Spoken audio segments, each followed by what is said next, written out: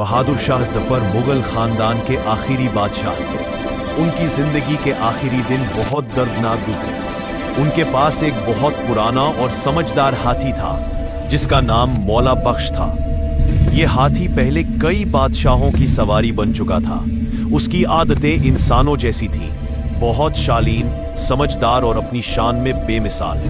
पूरे हिंदुस्तान में उस जैसा बड़ा और ताकतवर हाथी नहीं था। वह किसी को भी अपने पास आने नहीं देता था, सिवाय फौज के सिपाहियों और शाही अमले प्रोटोकॉल ऑफिसर के। जब बादशाह की सवारी निकलनी होती तो एक दिन पहले फौजदार सेनापति जाकर उसे हुक्म देता था, मियां मौला बख्श, कल तुम्हारी ड्यूटी है, तैयार रहना, नहा धोकर सज धज जाना। अगले दिन जब बहादुर शाह जफर नक्कार खाने से बाहर आते तो मौला बख्श जोर की आवाज में चिल्लाकर 3 बार सलाम करता और खुद ही बैठ जाता ताकि बादशाह सवार हो सके। जब बादशाह सवार हो जाते और फौजदार इशारा करता तो वह हाथी पूरे सम्मान के साथ उठ खड़ा होता और सवारी चल पड़ती। लेकिन जब अंग्रेजों ने शाही अस्तबल फील खाना पर कब्जा कर लिया तो मौला बख्श ने खाना पीना छोड़ दिया। हाथी का रखवाला परेशान होकर अंग्रेज अफसर सैंडर्स साहब के पास गया और सारी बात बताई। सैंडर्स खुद आया और उसने सोचा कि शायद हाथी को कुछ अच्छा खिलाने से वह ठीक हो जाएगा। वह लड्डू और कचौरी एक टोकरा भरकर लाया और हाथी के सामने रख दिया।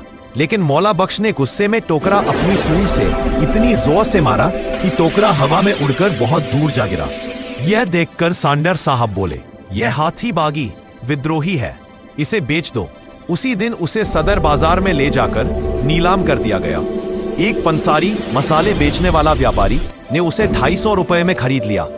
जब हाथी को लेकर पंसारी जाने लगा तो उसका पुराना रखवाला उदास होकर बोला, ए मौला बख्श, तूने अपनी सारी जिंदगी बादशाहों की सेवा में बिता दी, लेकिन अब तेरी तकदीर ऐसी पलटी कि तू हल्दी और मसाले बेचने वाले के दरवाजे पर जाएगा। ये सुनते ही मौला बख्श को इतना गहरा सदमा पहुंचा कि वह वहीं खड़ा खड़ा जमीन पर गिर पड़ा और कुछ ही पल में उसकी जान निकल गई।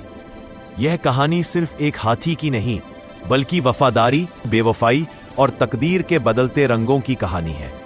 कभी जो हाथी बादशाह की शान था, वही आखिर में गुमनामी में चला गया, लेकिन उसने अपनी इज्जत और वफादारी आखिरी सांस तक बरकरार रखी।